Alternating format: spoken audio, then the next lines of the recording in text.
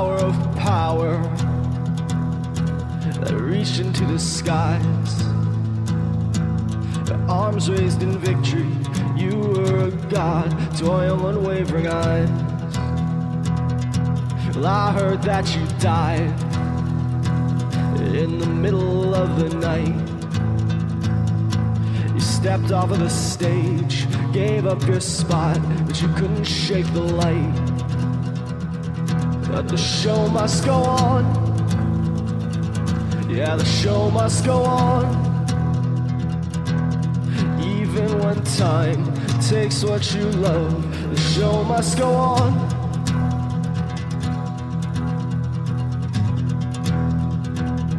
They hooked you to the harness, but the harness wouldn't hold. And you fell from the sky like rays of the sun into the darkness and the cold. Now everybody wants to blame.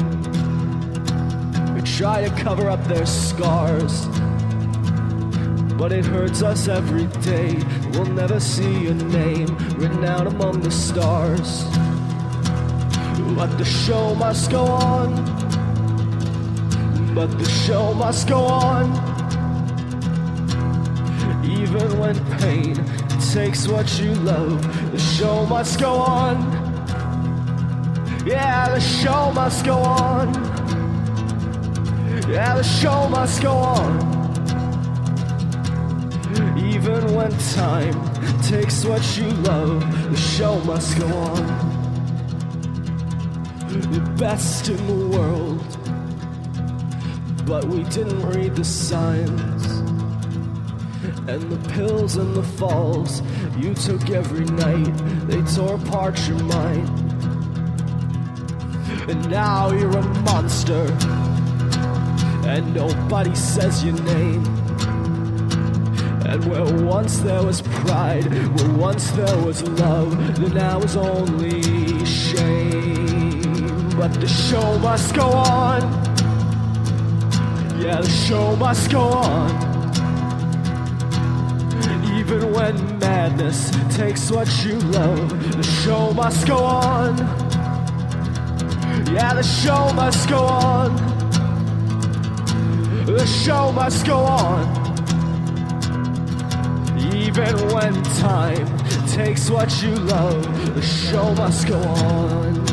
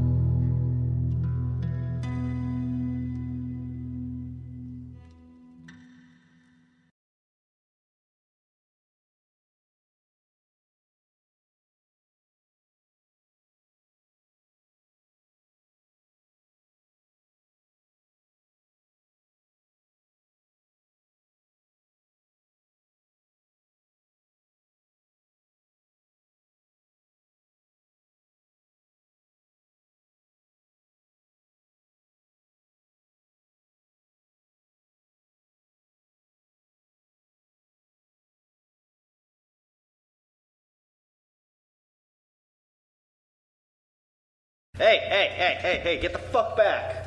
Get the fuck back. I'm going to kill you. 1, 2, 3, 4. Cobra T. Washington, he is a guy. He gives me money because he is no fool. Because he is no fool. So I wrote you a song because you are cool and you make me videos. I hope you enjoy.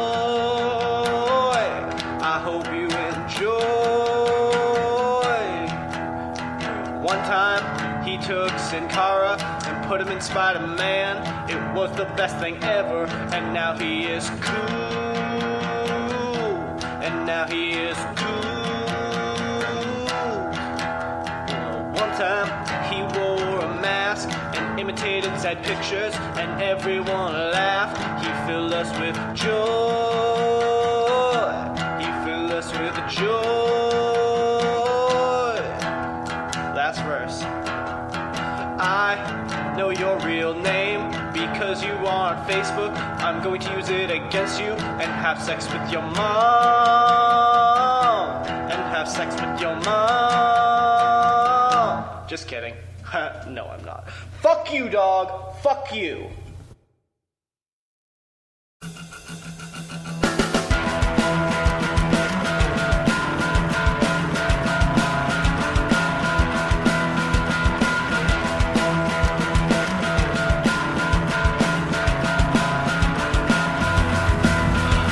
Once upon a time, in the hills of Ireland, there was born a child so white, with the hair of a firebrand. And as he grew older, he was a fighter, and he fought against injustice and lies. And his voice could be heard on every battlefield, and one word echoed up into the skies. He is a man from the cross on his chest to the shine on his hide. It's time to ride.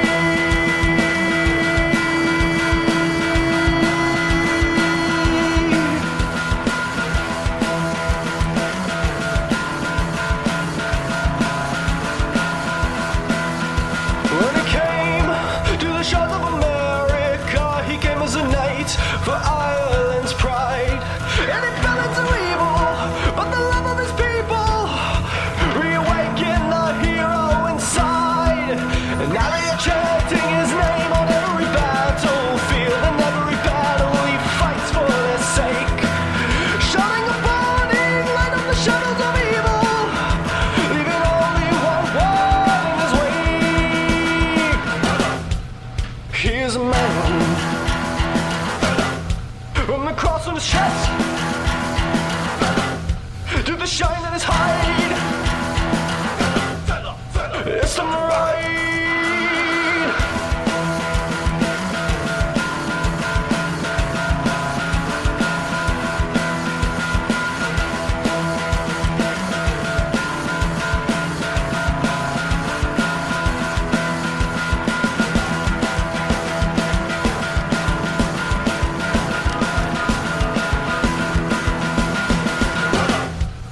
He is a man from the cross on his chest to the shine on his hide. It's time to ride. It's time to ride.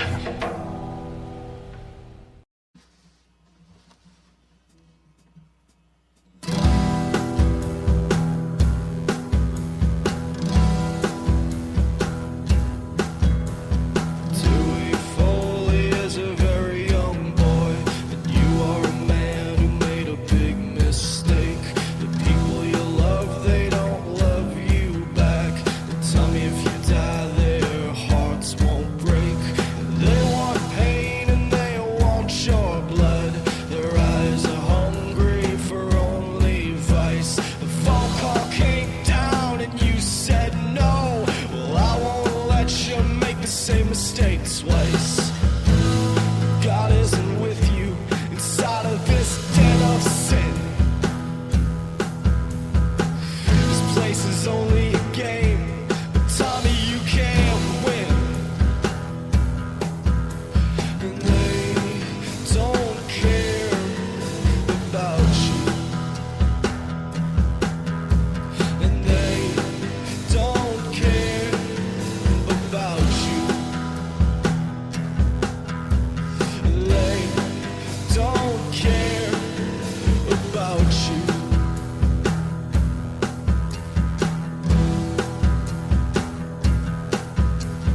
It makes me sad to see you like this. You used to be so strong and true. You're on the road to end up like me. But Tommy, I used to be just like you. If I have to hurt you to save your life, then I won't hesitate to be kind. And I will tear out with my bare hands the illusion of love that has made you blind. 'Cause it is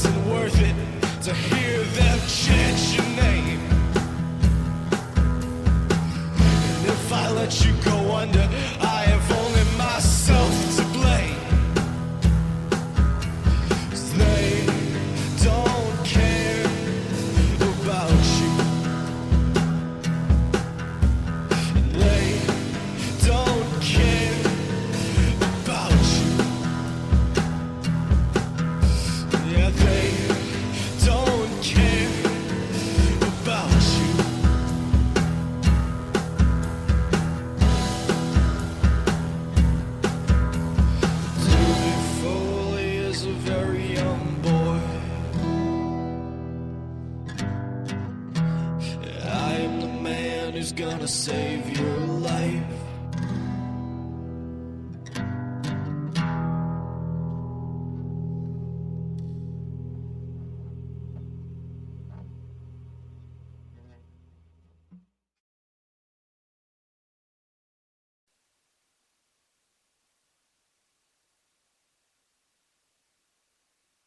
Hey, Omega.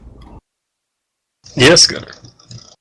So, I heard some rumors, and I heard some things, that there was this thing that happened over the weekend. We might have missed it. Oh, please don't tell me we missed the Lego convention. I know, I wanted to go to the Brick City so bad. I mean, come on, don't you like Brick City, bitch? I mean, come on. It would just be as ridiculous as, them actually booking a semi-decent, show that could potentially be considered one of the best ever. It would be just as ludicrous as that. So we won't get into anything ludicrous. So let's start the show.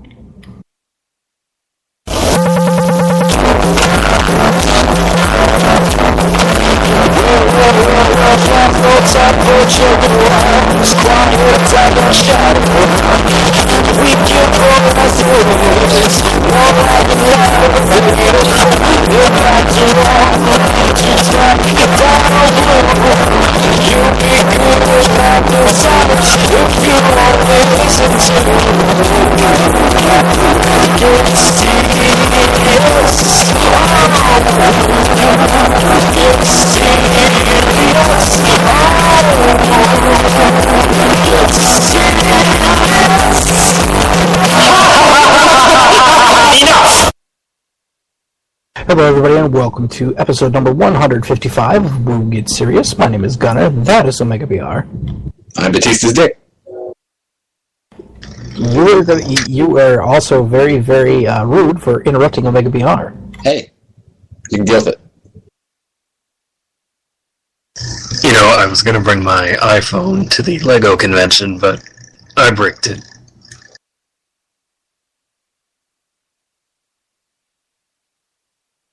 I'm just going to let you stew in that one.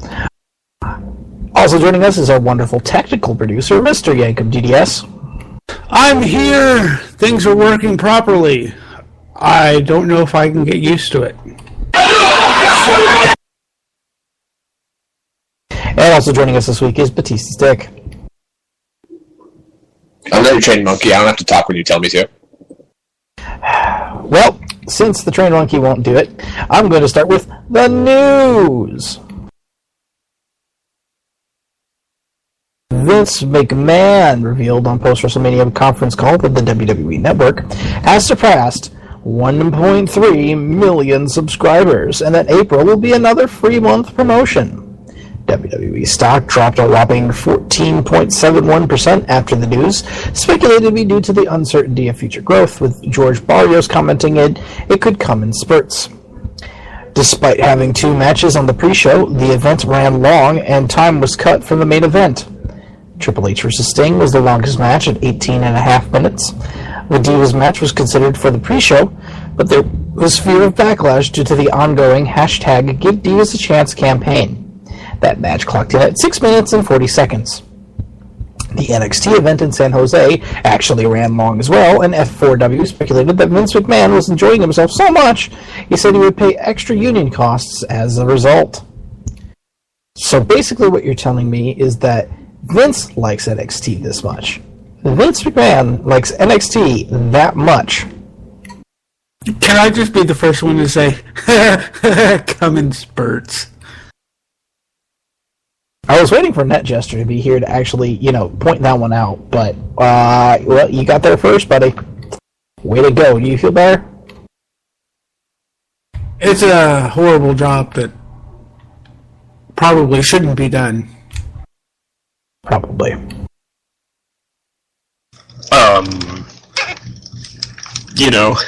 It is kind of funny that subscribers are up about 100% than they were this time last year.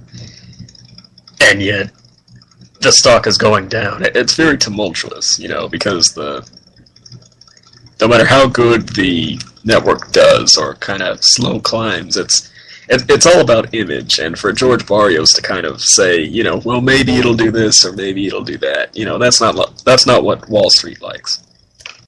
No, it's not what Wall Street likes. Wall Street likes a guarantee. Wall Street likes a sure bet. Wall Street likes a sure thing. I think the fear that he's trying to get out there is the fact that he fears that, our little, WrestleMania push and WrestleMania bump will slowly deflate over the next 3 months, and we will see if there's any actual growth. If there is any actual growth, then we will see that number either stay the same or grow higher. Now, I was listening to the Melts last night, and basically what's going on here is that there was during the last free promotion back in February, 77% of people who signed up during that particular time stayed on for the next month. So that basically 77% of those people stayed on for WrestleMania. That is a large number, if you ask me. Yeah, I mean it's all not. It's not what they kind of boasted they could get, seemingly by this time. But it's not awful at all, I mean, I guess it's a matter of, they kind of, they're their own worst enemy in a lot of ways, because they do good things and then they sort of try to gloat about those good things, or gloat about things that they haven't done, and then when they do something good, they put it this way, they gloat about great things, and then they only accomplish good things, and then that's why,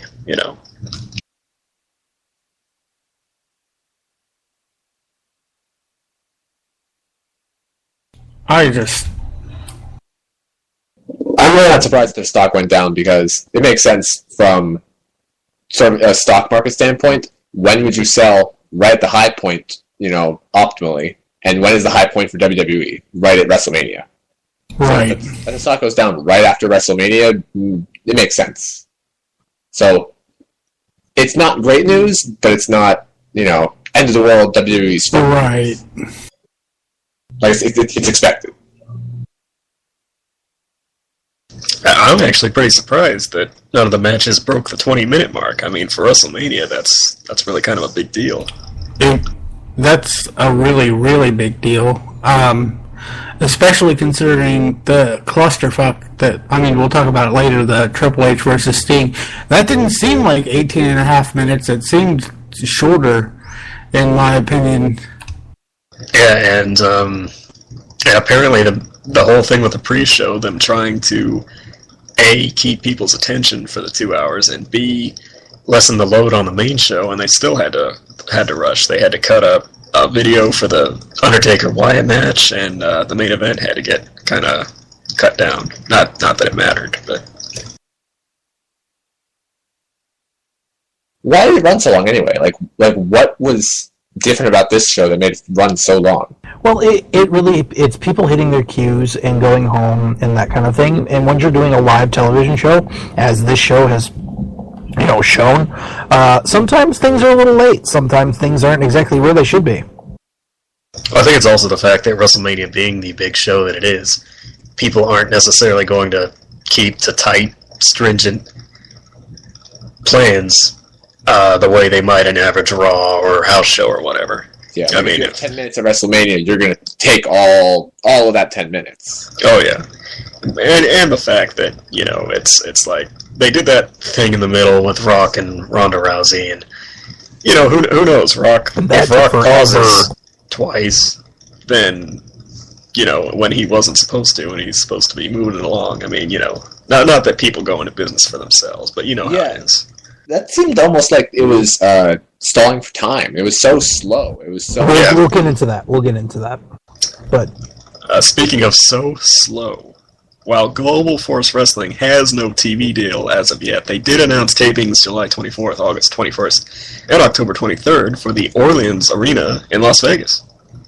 The Fight Network has signed a multi-year TV deal with TNA Wrestling to provide programming in Canada. Goldberg says that's Bill Goldberg, by the way, says there's a distinct possibility he'll be fighting for Glory MMA this year and has been training there 3 to 6 days a week since September. Tommaso Ciampa announced on Facebook he has parted ways with Ring of Honor Wrestling. It appears that Jimmy Jacobs will be writing creatively for the main roster as he's moving to Connecticut and not going to NXT first. Speaking of NXT, PW Insider reports that CJ Parker has requested his release and was granted it from the WWE, and they split on good terms. Isn't Bill Goldberg a little old to be Well, fine? apparently there's going to be a senior citizens division in Glory. I think if you are talking about how you're going to do MMA, you're probably too old to be doing it. 14 years old. I'm just saying, like, if the illegal object that you could possibly use against your opponent is your fucking dentures, then, maybe you need to reevaluate your priorities. I don't think, though. That sounds absolutely brilliant. I mean, look, it can pass a body check. You don't need to hide it in your boot. It's easily accessible. Come on, man. Think about this. This is coming from the guy who's dated people with dentures. Here's the thing. Goldberg, Hey, everybody's got to have a hobby. Hello, everybody. Hello, No Tester. Goldberg at 48 is not really a draw. You know what will be a draw for me, though? Goldberg at 75, 85. I'd fucking watch that. That'd be funny. Not terrible. That'd be funny. There's a couple things in here that I want to comment on. Goodbye, CJ Parker. The little that I knew you, I didn't need to know you anymore. He fucked up Steen's nose. Yep, pretty much. That's He was trained by Truth Martini. Is that something you shake but not stir? Pretty much. And also the way that Jimmy Jacobs was written off. Ring of Honor, yes. Well, Lacey came back. Right. And he left to the Ballad of Lacey. Not too shabby. I thought that was pretty cool, especially for somebody who's been watching ROH for 10 years. Can you believe that? Can you believe that you're saying I could watch Ring of Honor? I've been watching Ring of Honor for 10 years. Really? That's like saying I've been watching TNA for 10 years. And we have been. That's the worst part. No, I mean, if you've only been watching for 3 months. Right. All right. Moving on. I like Parker. I think. I don't know if he'll get very far beyond what he had in it. There's guys like Gabriel that you can see doing something outside WWE, and then there are guys like Parker who it's hard to look past the gimmick. I guess like you'd think NXT was his place. All right. Time to move on here, and I've got this one. Are you sure? I've got it. Oh yeah, it's easy. I heard your phone ring, so please go take care of that. WWE is hoping to break attendance records for WrestleMania 32, looking to book every big name and legend they can to compete. To that end, their first choice for a main event is Brock Lesnar versus The Rock, because that's going to be a fantastic match. Lesnar's new deal is for 3 years, and he informed UFC of his decision as he pulled into the parking lot for his Sports Center interview. He claimed UFC offered him 10 times what he was making during his original MMA run, and even tried to double it. But his decision was not money-based, and that he wants to spend more time with his wife and kids. Dana White says Vince McMahon threw the fault at him, but is happy for them. Sting said in an interview that his match with Triple H is realistically the last one, but noted that he would possibly come back for Survivor Series or WrestleMania again. WWE reportedly doesn't know if they want to use Sting again in a wrestling capacity. Holy shit, no, because Sting versus Taker. Well, of course, it's going to be Sting. It's going to be Sting versus Taker at 32, and I would be very surprised if it was anyone else. The figure, by the way, of Mr. Lesnar. Badly, Gunner. Yeah, what are you calling it on your walkie-talkie or? Over. Hold on. Hold on. Breaker 1-9er. This is Gunner. This is Gunner. Is Okay, this now accurate? you're fine. Yeah, you're fine. All right. It helps if you take it out of your butt first. Yeah, I know, right? No, the figure that I heard, by the way, was 3 years, $3 million a year. Per year? Yep. That doesn't sound like a vault to me. I mean, I don't get out of bed for that kind of money. Guaranteed money with money on top of it. You know, the well merchandise then and maybe whatnot. so. Because what was the popular theory before? It was like $5 million for 2 years, Or something like that, yeah. so this is $9 million for 3 years. Mhm. I guess that's better. But also, what kind of dates is he working? 6. Per year? Yep. More Is than that likely. Is that 6 fights or 6 appearances? I think no. I think it's 6 appearances and 2 Well, it's fights. got to be appearances. You can't, Yeah, because last year he wrestled maybe 3 times. exactly. He's gonna do about the same.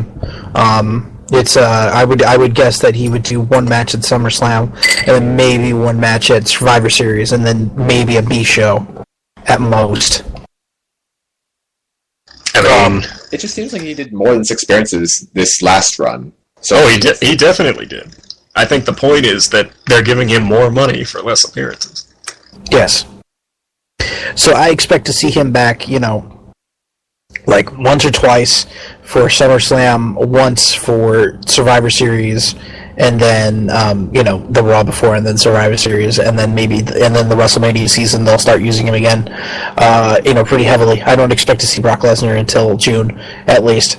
From this the point thing on. of it is, Lesnar's really hot and everything, but it's his very absence that kind of negates that. It's the fact that he's really hot right now. He was hot last year after he ended the streak, but then we didn't see him again for how many months? Well, now that he is Michael Cole has died for Lesnar's sins, when's the next time you think we'll see him? Michael? I hope never. We'll see. I was talking We'll about see. this. I think, June at the earliest. yeah. Well, I'm just gonna say SummerSlam. Yeah, SummerSlam makes sense. Well, I mean, he'll be back on TV in June so that he could come back for something. Oh, well, maybe. I mean, let's say he has 3 matches and 3 TV appearances, and he's already used 1 last night. I also assume they could just pay him more and get like another appearance. Like he's Yes. not, Yeah, probably so. That's probably true. because that's how his last contract worked. It was per appearance, right? Right. Yeah. Yes, it was. So, it's not that I'm over Lesnar, it's just, if they're going to keep him on and only have him show up 6 times a year, they can't keep doing these matches they've been doing where Lesnar, dominates 95% of the match, and then he gets hit the wrong way, off the turnbuckle, off the post, the pole, and then all of a sudden the match is even. Yeah, I mean, I could watch that match a couple more times, but yeah, I don't know how many times everybody can watch that same match, even if it's really fucking awesome. So let me- He's actually going to have to try. Okay, sorry, Fearless Leader, but let me get this straight. Did you have problems with the way WrestleMania 31 happened, or as far as the Lesnar match? Well, it's not that I had a problem with the match per se. I'm just saying it's the same kind of match, essentially, that we saw him do to Cena a few times, and during his portion of the triple threat at Royal Rumble. I guess what I'm saying is, if they want to keep him an attraction, they can't just have him, at least in my mind, they can't just have him show up, beat the guy up for, 15 minutes, then all of a sudden the guy has a miraculous comeback after he,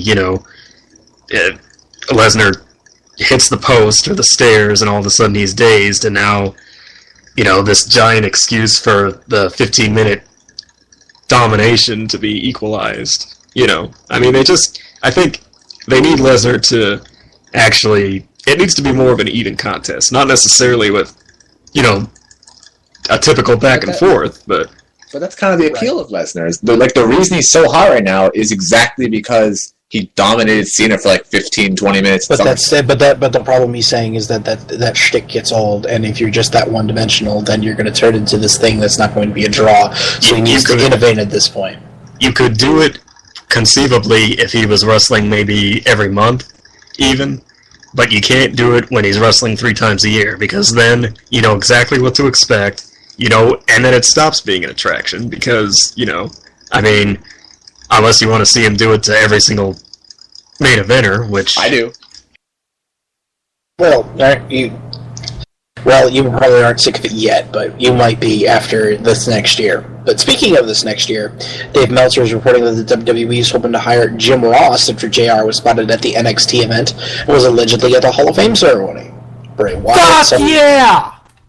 Wyatt suffered a sprained ankle Sunday afternoon as he was preparing for his match with The Undertaker, and it was so bad he couldn't walk or stand and wore a cast until it was match time. There is concern that Daniel Bryan's rehab, though effective in getting him back sooner, may have long-term consequences, which is partly why he hasn't been in the main event picture.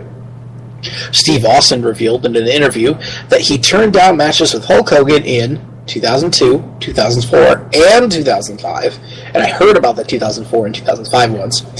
Hogan himself revealed that he was supposed to face John Cena at WrestleMania 25 in 2009, but his black was BTFO. His black? His back. That's how they say it down in the hood, yo, see?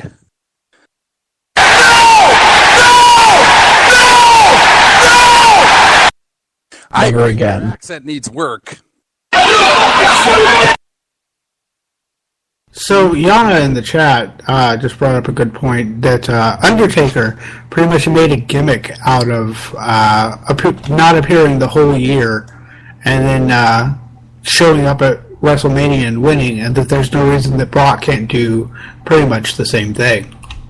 Well, since he's inherited the powers of The Undertaker, yeah, that wouldn't be surprised. Well, nobody's saying that Lesnar not showing up is a bad thing necessarily. He just can't show up and do the same thing. Because Are Undertaker matches really that different in the last 10 matches, last 5 matches? Well, no, yes. but it had, kind of, sort of, but it also had the appeal of would this streak end, and then this year, would he bounce back?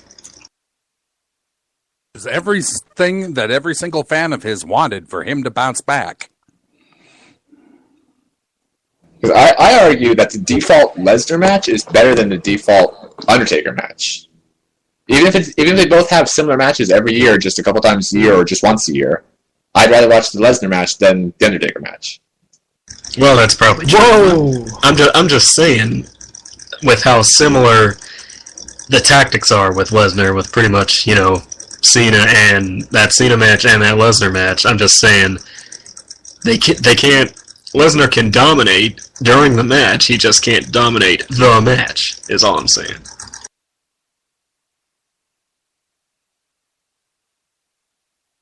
And by the way, the whole Sting not wrestling again, it's really funny to me how they get the last holdout from WCW, the biggest name to never be in WWE, and they have him lose to Triple H, and they have him do a segment with Bo Dallas that wasn't even on TV.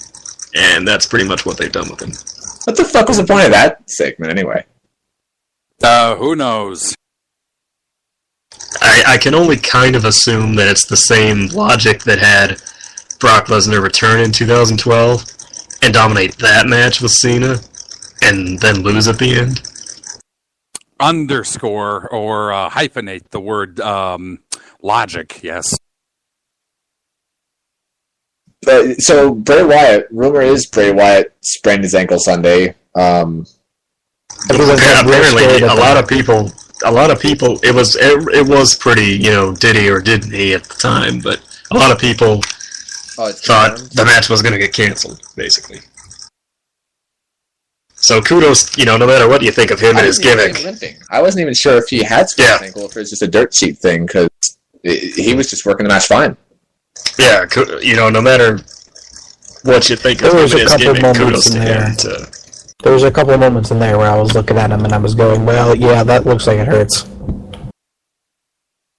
Yeah, Yeah, that one thing where he's running and the weird sort of stare spot where Taker had his head near the post and Bray kind of ran his knee into the steel steps and then Taker sold his head. He was kind of limping after that. Anyway, speaking of limping, the new WWE NBC Universal campaign, The Hero in All of Us, which I'm sure we'll hear a million times in the next year. As part of that campaign, apparently the Slammy Awards will be moved to the first quarter of the year in the heat of red carpet season rather than traditionally in December, as has been tradition in the past however many years they brought it back. WWE is introducing several new original shows to the network, including the animated Camp WWE, produced in part by Seth TVMA, Green. by the way. Yeah, they've described it as, quote, South Park with WWE, so, you know. A Too Hot for TV show featuring Jerry Springer and the 2015 Divas Search. I know we'll all be watching that. They're also working with Warner Brothers to do several shorts on the Cartoon Network, or hope to do several shorts featuring Hanna-Barbera characters, as well as a new animated feature, this time with the Jetsons.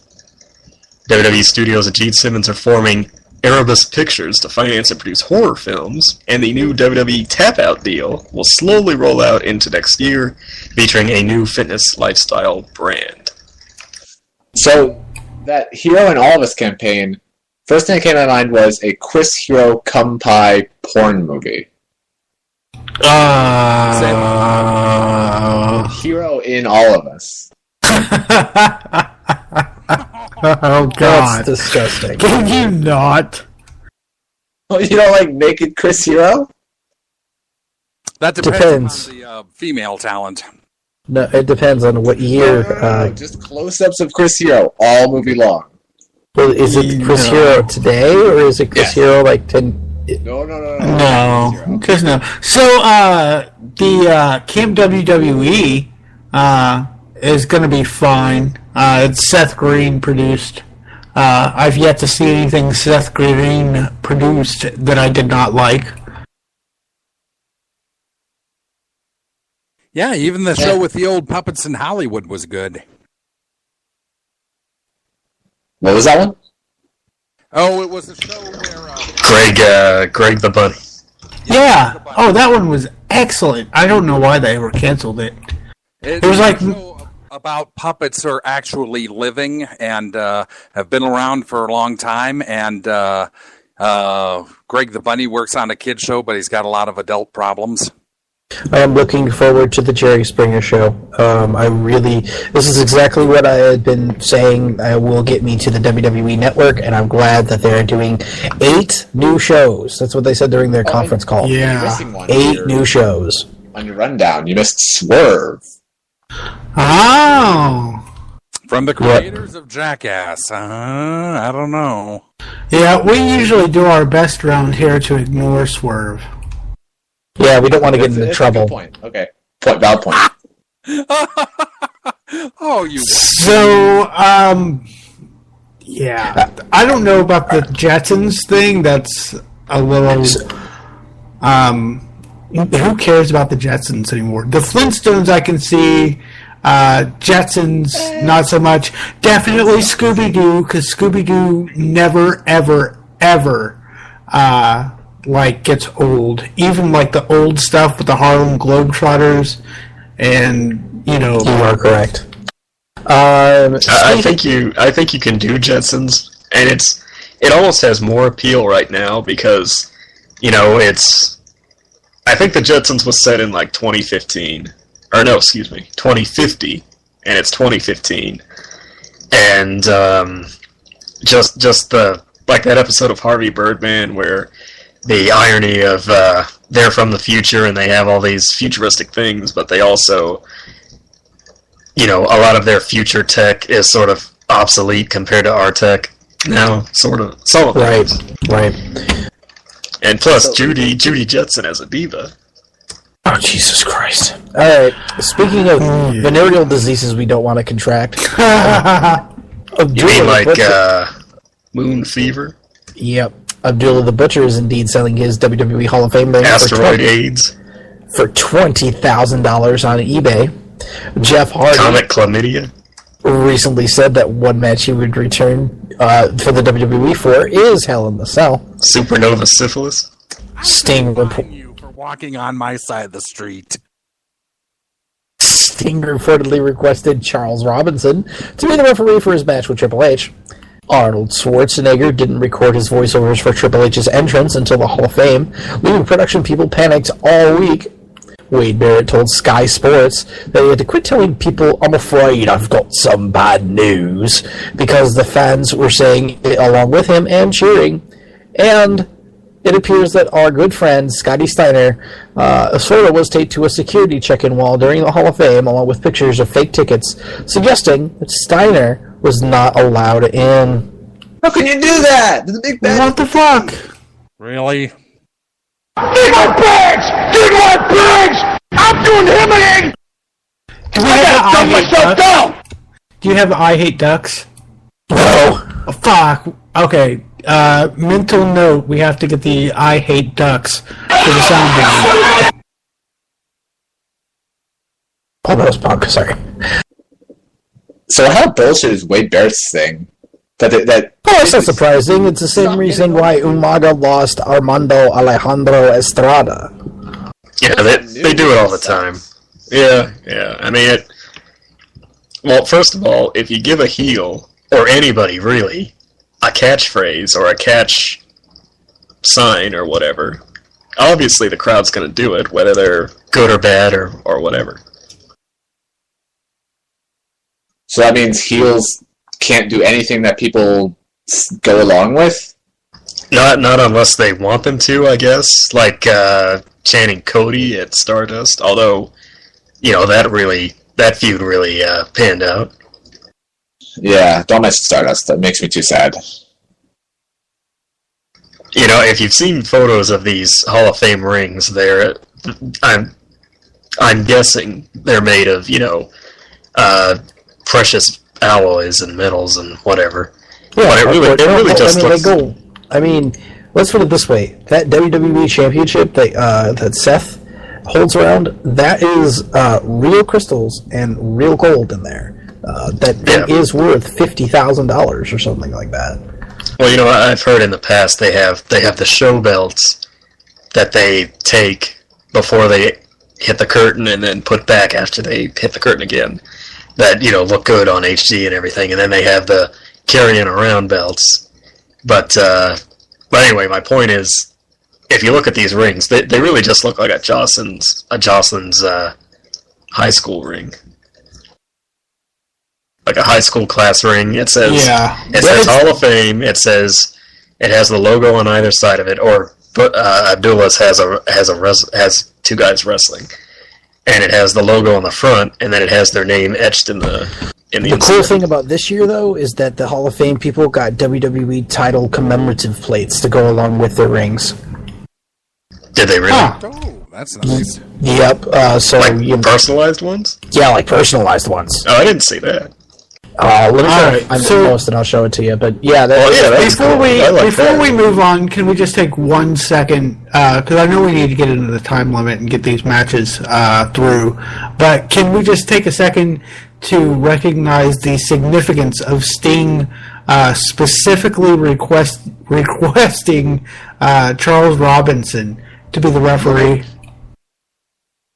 I think that's so cool. That is really nice. Especially considering what happened in the match, which we'll get into. But... Wait, what happened? I didn't see it. There you go, Omega. That's exactly what I was talking about. Okay. Oh, those look pretty cool. The Macho Man one I know is actually for sale without the lettering on Euroshop, believe it or not. Let's do this. 15-minute time limit. This week on the 15-minute time limit, we're going to talk about WrestleMania 31 and our reactions to the matches. Joining us this week, as always, should be as always, is the Croc.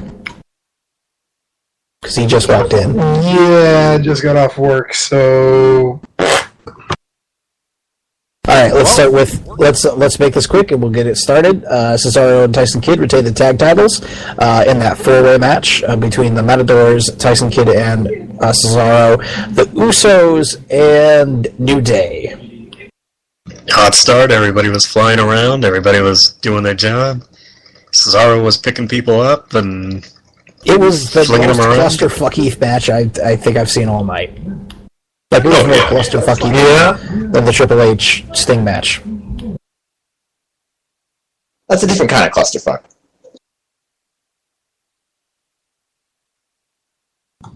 True. I don't know. I mean, it was fun. It was a bunch of people running around. No one really seemed to care about the rules. It was just a bunch of people doing fun spots. And then eventually Cesaro won. So, whatever. It was a good way to build. It was a good way to start, build energy, build hype for the crowd. It was a fun match. Speaking of no fun, though, Big Show won the Andre the Giant Battle Royal in the pre-show. Why? Okay, did anybody not suspect that Big Show was at least going to get one spot there on the Andre Trophy? I'm perfectly fine with it.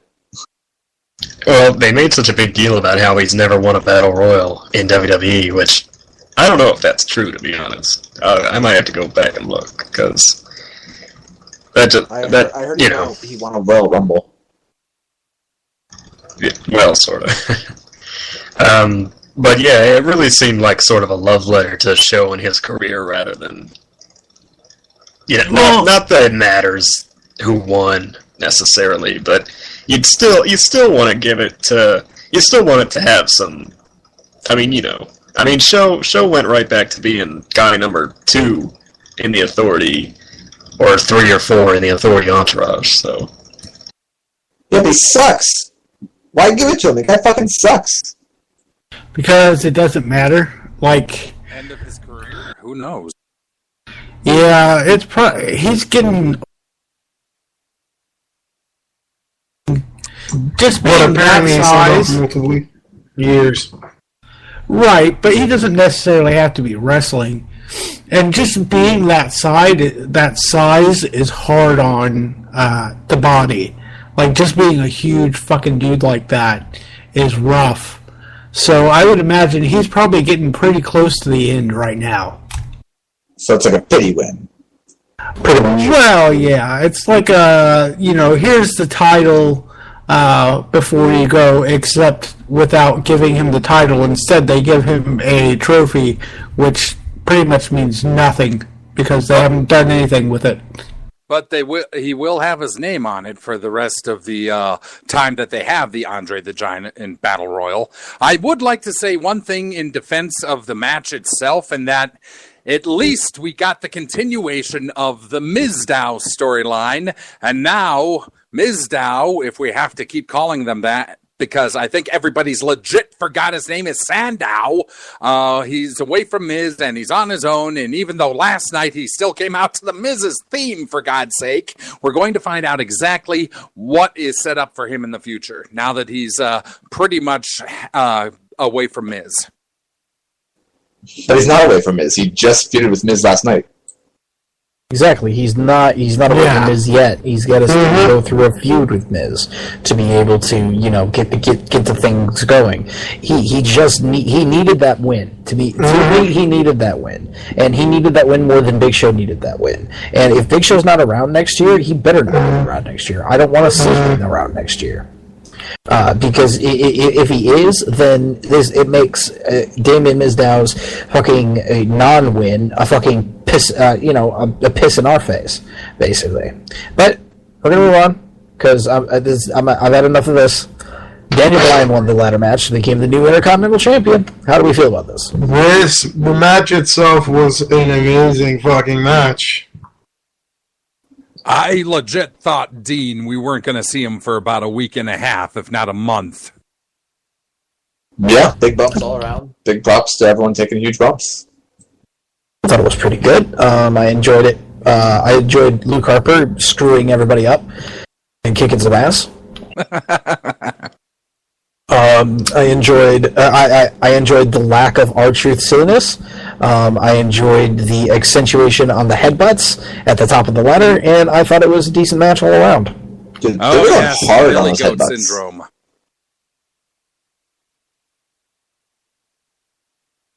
Yeah, I mean, everybody did their part. Everybody, what I call it, an amazing show-stealing match. Not necessarily. But, You see, but all the matches on this card wasn't exactly amazing and show-stealing, but they were all really good. All of them, every single one. 3 stars. Yeah, I mean, that's kind of a ballad of this WrestleMania, is kind of 3 stars across the board. In fact, I said on the boards, this Mania on paper should have been an A or a B. In build, it was a solid F. And in execution, it was basically a C+. I thought going in, this was shit. As Sunday progressed, I was impressed and say it was low expectations, but that was a pretty damn good show, all in all. I thought pretty We'll get damn into good. how it ranks with the other WrestleManias in a minute, but let's get through these matches. Randy Orton defeated Seth Rollins. My God, that fucking RKO and sweet Lord in heaven. I literally don't remember what happened in the rest of the match. It didn't even matter. That fucking finish. That was the best. Oh my god. That's a fatality. Someone said it looked like a video game glitch, and it fucking does. It was pretty fucking cool. I enjoyed it. It was the spot of the match, and it really was, the whole point of the match. And Randy, posing and winning. Congratulations to him for getting that one.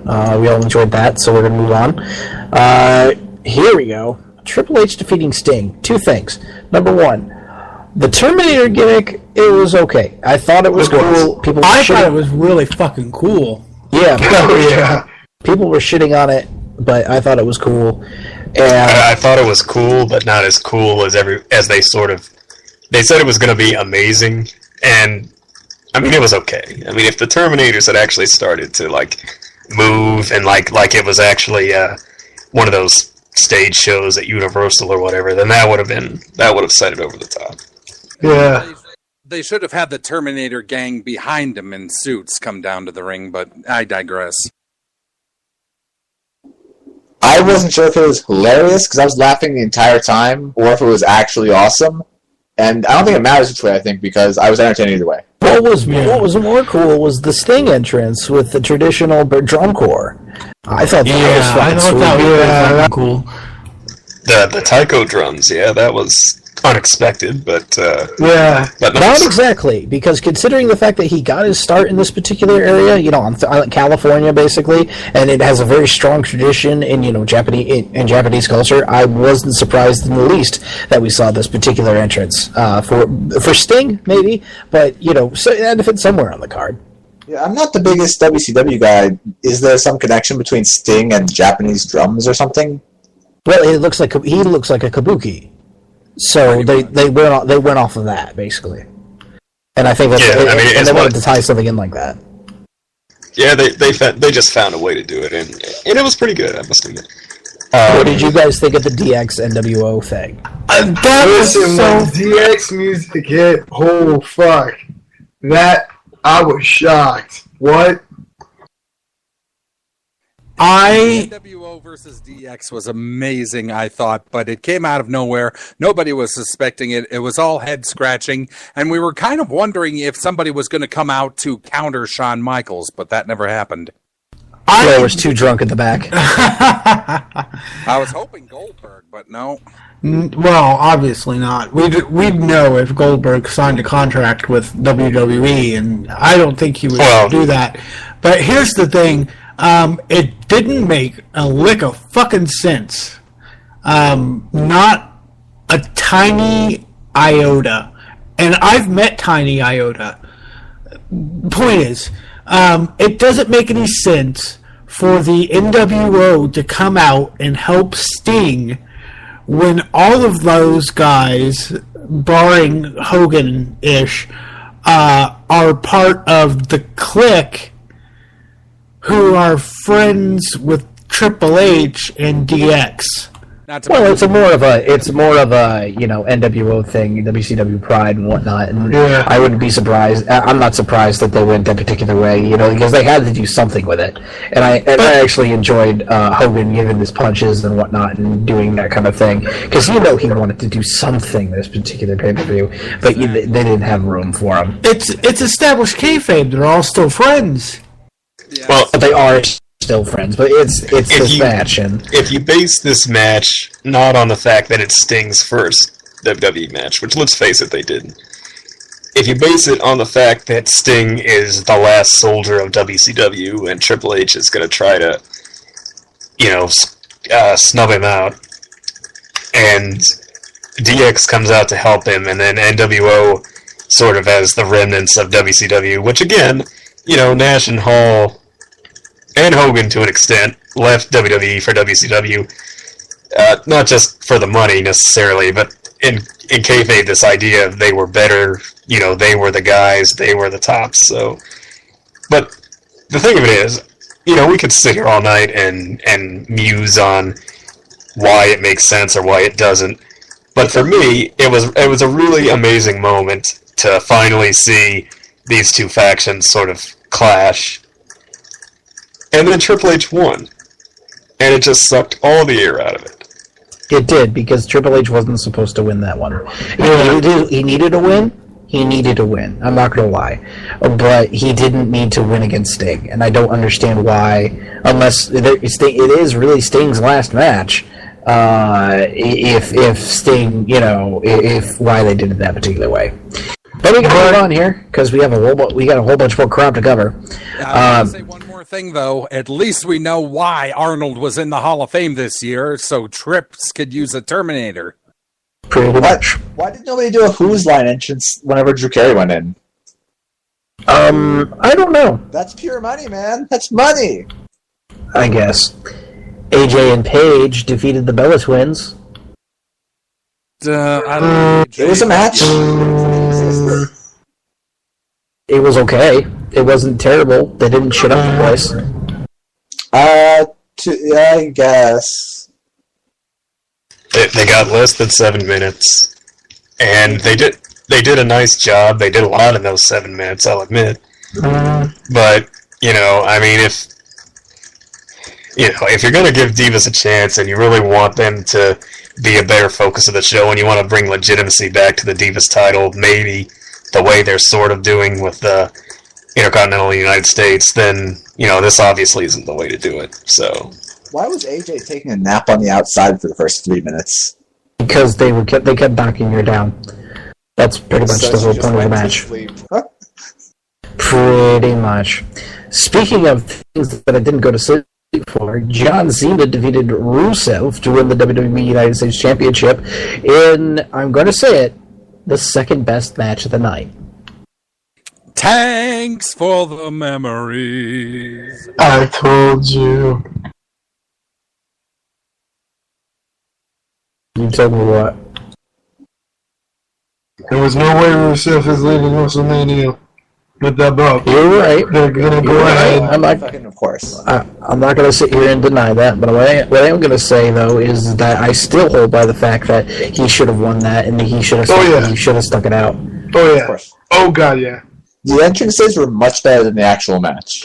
Rusev's entrance. That was the coolest of the night, by the way, not Triple H's. Officially Russian. Yes, it was. That's totally correct. I really enjoyed Rusev's entrance, and I thought that it was perfect for his character. And to just be squashed by Cena and to have Cena have the U.S. Championship again it's pretty terrible. I'm really unhappy with that because the Rusev character now is just kind of crazy, and Lana's off doing her own thing, and I'm like, wait a minute here. Well, I actually don't hate the fact that Cena's U.S. champ, and I ran down last week why they really couldn't have Rusev win. But I agree with you that if a byproduct of losing the U.S. title is that Rusev now they just don't know what to do with him, then yeah, that's going to be awful. Because Rusev really is, and I've said it before, he reminds me a lot of Brock Lesnar in the sense that he's, an agile big man who just is great, start to finish, character, selling, pretty much all of it, really. Hopefully they can humanize him in the next year, and then that he can go for something important sometime during the year. I would like to say that he would get Money in the Bank, but we'll see. Too early to call right now. But here's the cool moment of the night. The Rock and Ronda Rousey confronting the Authority. Who expected this? A Raw segment at fucking WrestleMania. I expected Rock at WrestleMania. I did fully expect that. I 100% did, but not here. I thought he was going to come up main event. Fuck Brock. Okay, he calls in Ronda Rousey, which is fucking amazing, and Ronda Rousey fucking beat the shit out of the Authority. It's over 9,000! She's my dog. Best bitch on the planet. For me, the only good thing about this segment was Ronda Rousey herself. Not The Rock coming out and stalling, coming back for the 5th year in a row and stalling and all that. Not the Authority getting, a talking segment during WrestleMania of all times. But the fact that Rousey, as a UFC champion, and not just, a celebrity, quote-unquote, the fact that this is a pretty huge, it might even be the first time since the Attitude Era that a UFC competitor has actually, had some sort of cross-promotion here. This is That's what I believe was Dan Severn. This is equivalent to Tyson, in my opinion, in the money-making factor and in the draw power. Oh, Gunnar. Oh, imagine the fucking tag match. The money they'll make from that tag match. Well, it depends on if they get to do it. Yeah, I mean, that's the thing. I'm actually kind of surprised, given that, not that Dana is upset or anything, but given that they just lost Brock back to WWE, and now they're kind of their hottest property, Ronda, they're going to let her go make the WWE money, But at the same time, I see Ronda transferring into the WWE sometime in the next 5 years. I guarantee it. Very possible. Here's the thing: you think you think that's bad? You look on every PWG preview video. Ronda Rousey sitting front row with her friends. Well, it's a little bit different. It is different because it's PWG in front of 500. Granted that, but with internet buzz and all that on Twitter, combined with the wrestling thing, come on. He's gonna take notice eventually. Eventually. Alright, let's move on here.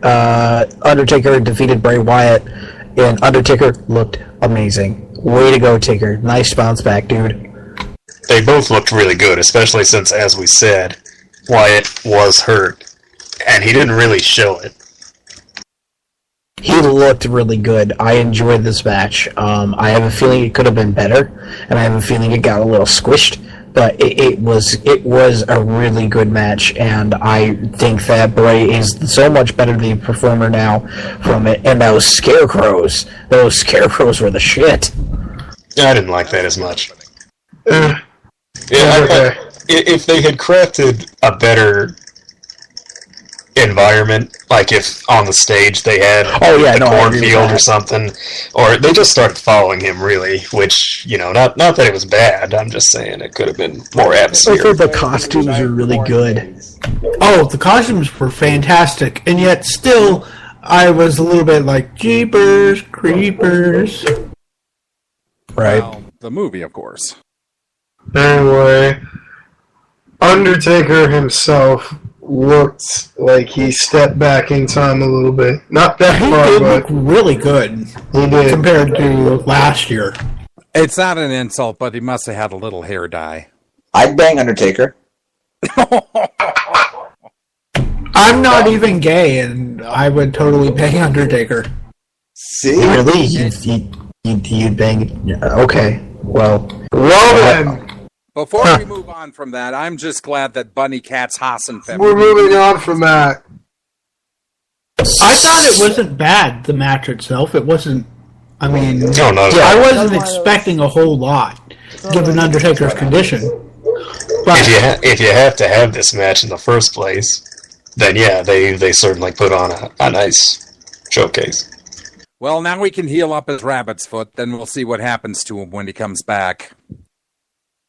All right, let's move on here. Main event time. Seth Rollins walked out with the WWE Championship after Brock Lesnar versus Brock Lesnar versus Triple H. Brock Lesnar versus Roman Reigns. holy shit! Let's clarify that, because he did not walk out with the championship after Roman Reigns versus Brock Lesnar. He walked into Roman Reigns versus Brock Lesnar after they beat the shit out of each other. Brock Lesnar busted wide open. Roman Reigns apparently lost a fucking tooth. He comes in after that, after they beat the living shit out of each other, before anybody can even pin anyone. Curb stomps the shit out of Brock Lesnar, like, what was it, 2 or 3 times? Dude, And Brock pins loves him. taking a curb stomp. Lesnar actually got him up for the F5, but Reigns speared Lesnar, and then Lesnar goes down, and then Rollins hits the curb stomp on Reigns, which gets him the pin and the title. And I gotta hand it to him. Everybody was sort of kind of expecting Rollins to cash in, but I don't think it's ever been presented. I'm sure it has, but to me, it never crossed my mind that, he could cash in the middle of the match. Yeah, I never thought of that. And that was a stroke of genius right there. That was Edge levels of opportunism. Oh, yeah. And it's not just the Money in the Bank thing. You really kind of see a lot of Edge in Rollins, just the way he carries himself and his sort of sadistic smile and all that kind of thing. It's a lot of star power. And I will give them credit for that. Again, I pointed out, I'm not a big... The match was fine. I don't want to see a bunch of these Lesnar domination matches in the future. But given they did a decent job getting out, sort of their own bad situation that they put themselves in. They did a great job of that, and they did it in the best possible way. However, I'm going to argue here that Brock's involvement, Brock's beatdown that he got in return, it was equal, if not worse, than the beatdown that he gave Roman. I don't think necessarily that they were supposed to come out even, but it appeared so when Seth decided to cash in. Well, again, I feel like that's because Reigns got lucky with the pole hit, and then, of course, Lesnar's stunned and he's bleeding, and he doesn't know where he is, and then Reigns even before that, within the first flurry of punches, he caught him with a nice shiner, and it went on from there. Well, rumor has it that he told him to stiff him. That match was fucking brutal. I swear they were like potatoing the shit out of each other. It was like going to Ireland. They were. The knees to the freaking rib cage, for God's sake. Pretty much. It was disgusting. Respect the Roman. Alright, so. Okay, is this Roman Reigns' Tommy Dreamer moment? I have to ask that. I don't know. Yeah, boy. This is because he got the ass kicking of a lifetime from Brock Lesnar, and he just got his moment stolen. Ooh, this is gonna be good. I don't think so. I'm going to disagree with you actually, and point you to the smarky crowd at the end of Raw last night, booing the shit out of him. Yeah, they don't really seem to get why Reigns isn't popular. The Rock wasn't face at first. I'm not saying he's gonna be like. I'm not gonna say he's gonna be The Rock. I get what you're saying, though. No, you got a point. I mean, it's not the fact that he's still got time, and I really hope that by this time next year, maybe they would actually like him. But we will see. We will see. I was going to ask the one more question. All right, fine. It's the end of the 15-minute time limit, but I would like you to rank this WrestleMania. Is it the best of all time? Is it in your top 5? We'll go down the line here. Omega. I think you could maybe give it a spot in the top 8 to 10. but not any higher than that. Jester? I completely agree with Fearless Leader in the top 10. Yankum. I don't know if I'd put it in my top 5, but it was a fantastic WrestleMania. I really liked it. Croc? I won't say top 10. It was one of the better ones since 28. So I'd probably say top 15. Maybe. Alright, so like middle of the pack for you. Yeah. Batista Dick? Yeah, I agree with them. Somewhere between like 15 and 5. But instead of answering more in depth, I'd like to just say that AJ Lee looked really cute. Okay, that's a good point. That's a good point. I'm going to actually say that it's between 5 and 10. That in the amount of I've watched a lot of WrestleMania over the past couple of weeks, and I really think that it was definitely within the top 10. I think that for me personally, 17, 18, 20, 21, 22, and 30 are definitely up there, in that top 10 as well. But in this particular case, I think that, it's got a spot, 9 maybe for me. Alright. That's it. Apparently we have an overtime segment here.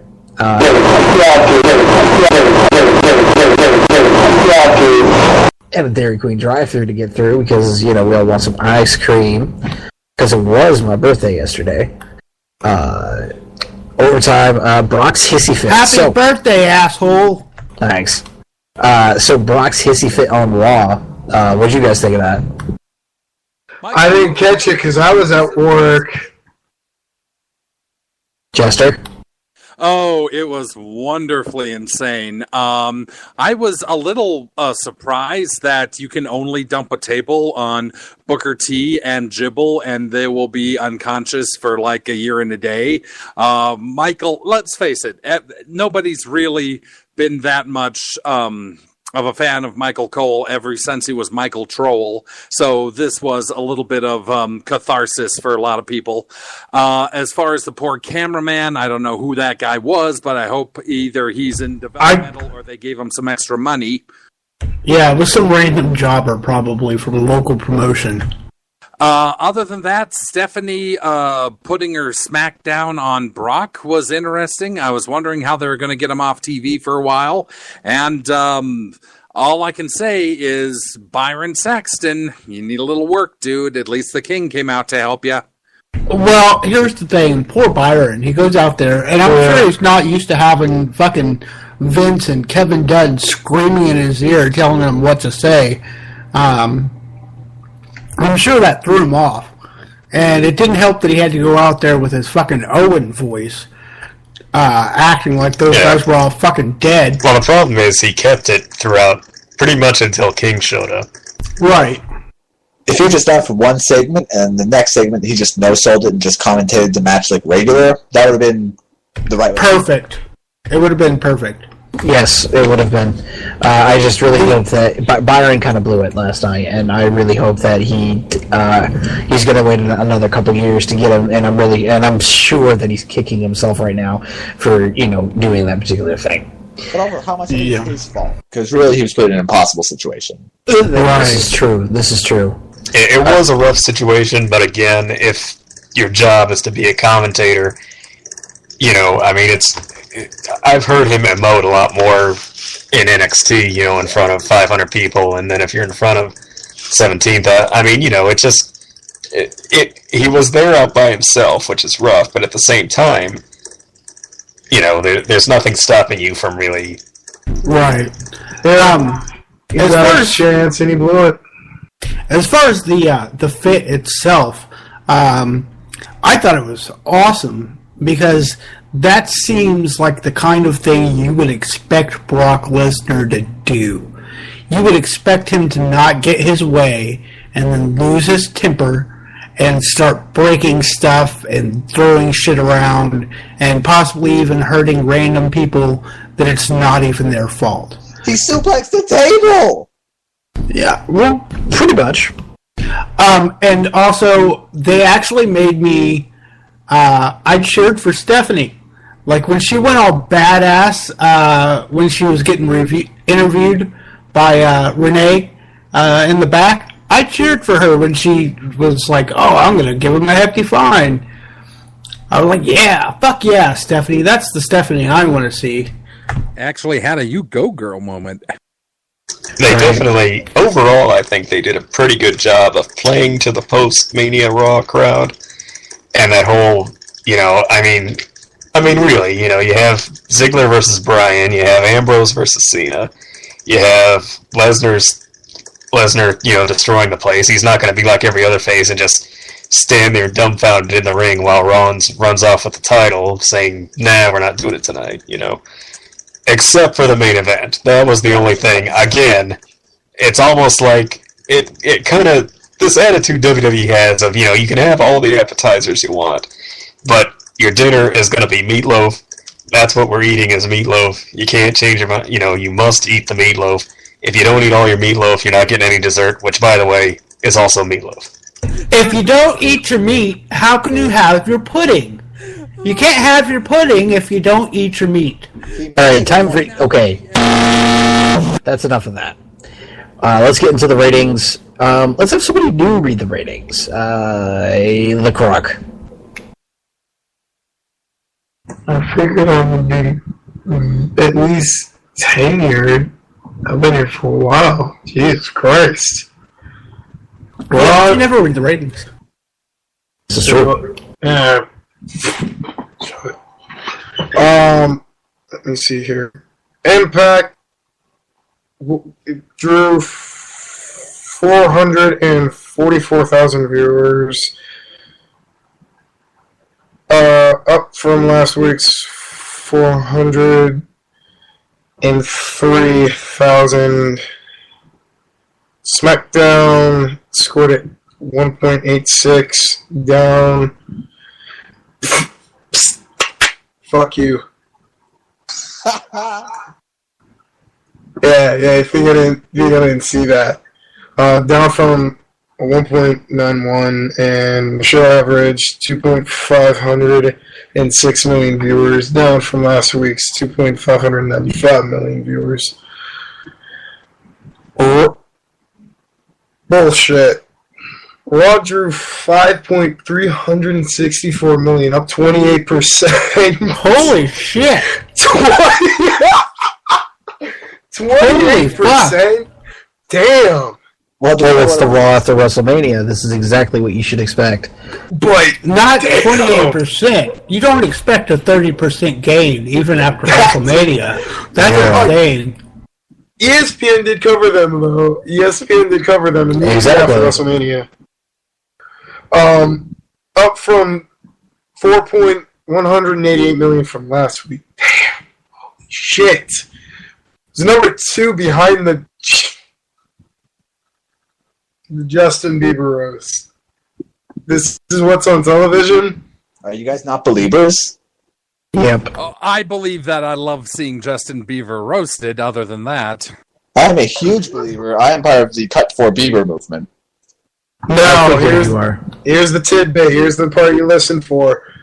This is the largest viewership WWE has drawn since the first 3-hour Raw on July 23rd, 2012. The one where The Rock announced he was going in for the WWE Championship at the Royal Rumble, Raw 1000. And Punk turned heel. Yeah. 3 years ago. Sounds about right. So basically, they got a 4 out of that. A 4 point something.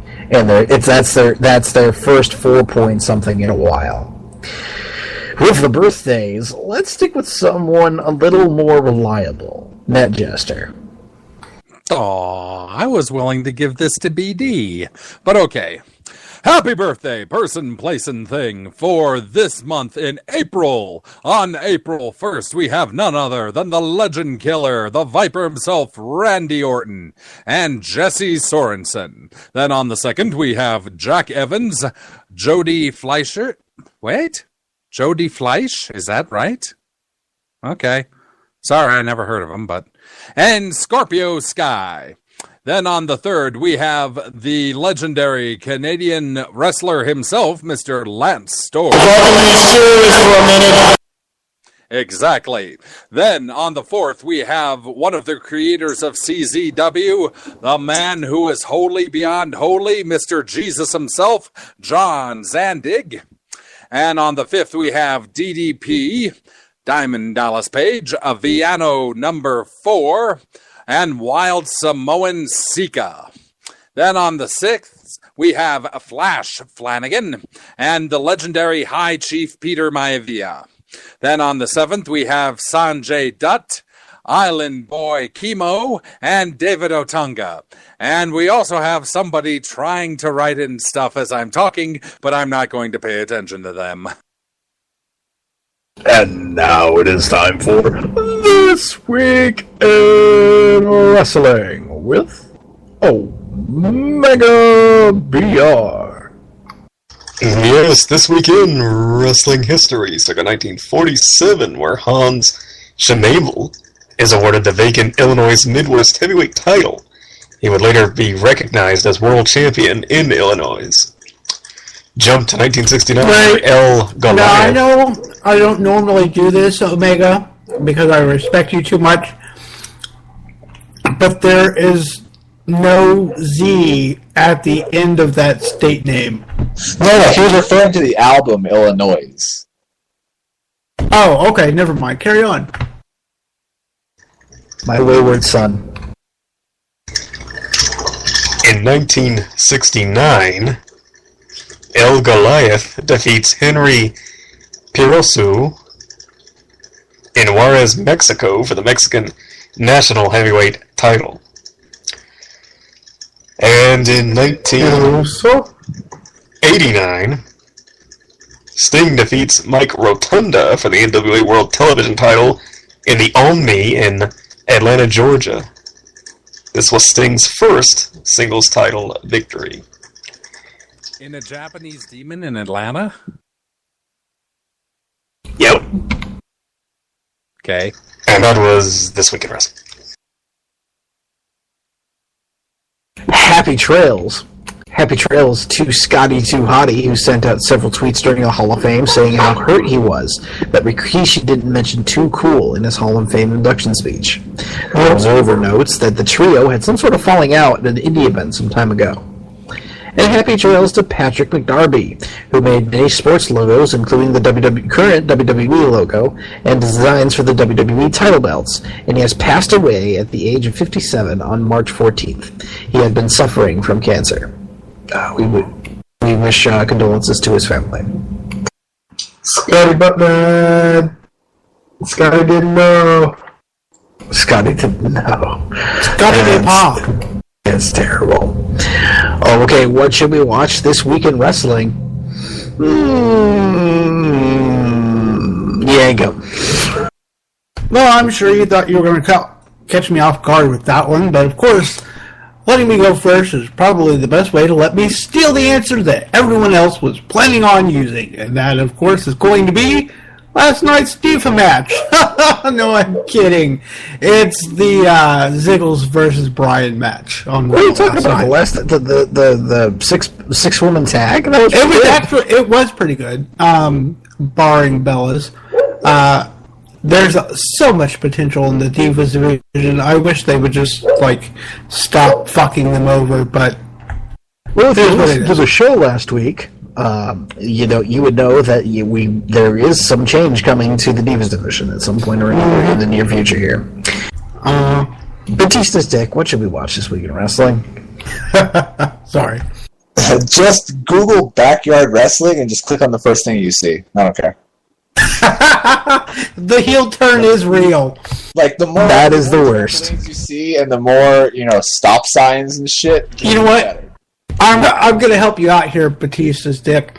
What you want to do is Google Trailer Hood Wrestling Federation. I would have said Lancaster Championship Wrestling myself, but that's just me.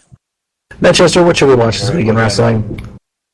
Well, I thought that last night on Raw, we had a really good match, as Yankum already said, between Dick Butt and Ziggles, and out of nowhere, riding like a hooded menace of Paul, or who's that guy? Brave, Hardy in proportions. We have Lobster Head with a mohawk and crazy ass beard laying waste to everything in front of him. So if you haven't seen the new Lobster Head, who's obviously had too many limes, you need to take a look right now. Wait, are we supposed to seriously actually suggest matches? Yes. Oh, yeah, okay. I stick with my backyard wrestling. The Croc, what should we watch this week in wrestling? Is there Invasion Attack this week? Yes, it is. Watch that. Okay, New Japan Pro Wrestling Invasion Attack will be on at some time in the wee hours of the morning. I will be watching that as well. Let's see here. Oh my god, what should we watch this week in wrestling? Well, in honor of Sting, I think you should go on YouTube, and I know this is up there for a fact, and go watch the Family Feud episodes between Sting and his team, WCW NWA, versus the Glamorous Ladies of Wrestling. Oh, Lord. I remember them. That was good. I am going to also suggest some sort of Family Feud, but I'm not going to suggest anything that is Family Feud. I am going to suggest that you listen to Family Feud, which was this weekend, which Batista's Dick is one of the winners. Aren't you, Batista's Dick? No. That's what I thought. See, Batista's Dick decided to get on the wrong team because he was late. Can we do a quick honorable mention? Go ahead. What do you want? That tag match last night on Raw. I don't remember who all was in it, but there was a Lucha team that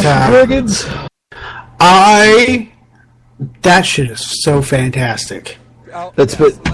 Kalisto was the most impressive thing in that 8-man tag match, and the Lucha Dragons actually made the New Day not stink, which is... I swear that he did a, corkscrew leg scissors DDT, and that is probably the coolest fucking thing I've ever seen. It was sweet. Yeah, Kalisto... I'm glad he's there. I'm glad the Dragons are there. Everybody say it with me. New Day? New Day? Sucks. Holy shit, someone actually said it. Yep. I like the New Day. We'll see what'll happen with them. Y'all can hate if you want to hate. It's probably racist. Alright, so that's it for this week. Thank y'all for listening, and thank you for sticking with us for this WrestleMania season. It's been pretty kick-ass. I liked it. Thank you all the new listeners. I mean, our viewership has gone up, and we have, reached out to new people, and I'm really glad about that. Hopefully we'll keep the momentum going. You can check us out if you want to check out that Family Rude episode at SmartSnark.com. You can also check us out on Spreaker.com/SmartSnark, Facebook.com/SmartSnark, Twitter.com/SmartSnark, SmartSnark@gmail.com. I mean, we have a whole bunch of stuff that you can contact us on social media. So social media us, please, please, please. Social media us. All right. Thank you all for listening, and this has been a great WrestleMania season. We're going to hold with you guys for the rest of the year. Next week is our 3-year anniversary edition. We are going to be playing Wrestling RPG with Dungeon Master Yankum DDS. So if you'd like to tune in for that, get ready for that next week. And I'd like to wish you all well in your past, present, and future endeavors. Oh, Ronda Rousey, want to give me some of your Saiyan energy? Wink, wink. I hope bad things happen in that gesture. Alrighty then. Good night, Montgomery. Hey John Morrison, this is Melina. I know that you've seen me getting pretty obscene with all the boys in the back and all your bros. Baby, you knows I ain't no hoes, that's just how it goes. You say you need to know what I've been doing. You need to know who I've been screwing. So I wrote you a song, I hope it isn't wrong. You know it's kinda gross, but here we go. 1, 2, 3, 4. I slept with Batista. We had a three-way with a stranger because he did not want to walk alone inside my pit of danger. Yeah, he really was an animal, and I was in his jaws. Yeah, as far as I'm concerned, he's got an infinite rematch clause. Yeah, I slept with John Cena, and it made me turn out the light. I slept with Rey Mysterio, and we 619. I slept with Undertaker, it made me call him Psycho Sid. But I did not sleep with CM Punk, just kidding, of course I did. Yeah, I also slept with Mike Knox. Did you know that he has two cocks, one on his body